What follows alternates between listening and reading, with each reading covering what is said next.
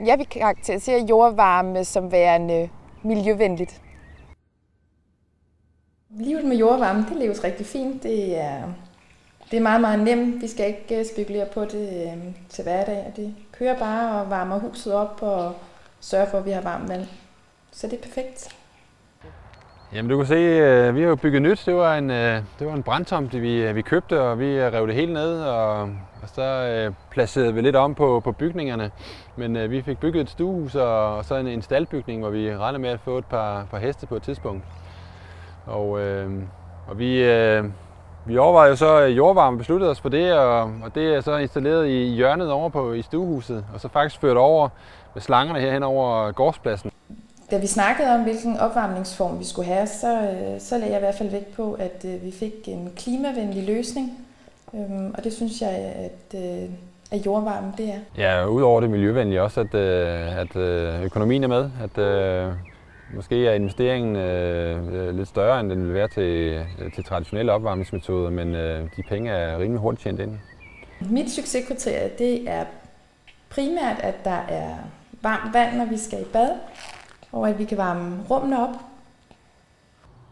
Ja, vi valgte Danfoss, fordi at, vi undersøgte lidt, hvad der var forskellige mærker på området, og vi ønskede egentlig at have noget, der var god kvalitet, og som vi havde tryghed til, og der havde jeg sådan et godt trygt indtryk af Danfoss, og det var noget, der virkede og som passede sig selv. Jeg fjerner den her. Ja, nu står den her. Så som sagt, der er ikke så meget ballade med den. Den står bare og summer. Der er ikke fodkoldt her, for vi har valgt at få gulvvarme i hele stueetagen, og det er rigtig godt for vores børn. Så slipper vi for træk, og vi tror selv på, at de er mindre syge. Du kan lige sådan øje det der. Jamen her der har vi lagt an til bed, så vi får faktisk leveret noget jord her i morgen, og så skal vi have fyldt de her bed op med gode muldjord, og så har lillemor lagt en plan for, hvad for nogle planter der skal i. Så det ligger bare hernede under og passer sig, og så har vi bed ovenpå. Det var bygherren, der klarede det her for os. Han havde jo så en jord- og betonarbejder ude, og det er sådan en særlig maskine, de så kommer med, som så lige kan grave de her slanger ned. Det går faktisk ret stærkt. Jeg tror, det tog et par dage, så var det gravet ned.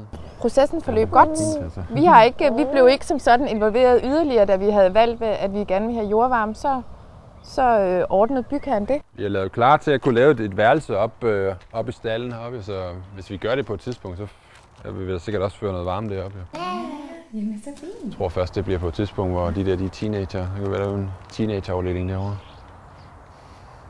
Jeg tænker på, at vi skal aflevere verden videre til vores børn og børnebørn, og derfor synes jeg, det er vigtigt, at man lægger vægt på det klimamæssige af en fornuftig løsning, man vælger.